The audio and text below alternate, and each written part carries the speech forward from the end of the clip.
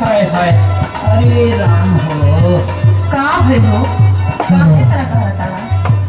खेत से को बोझा लेने में हकनी आती है। बड़ी बात आवती है तोहरा के।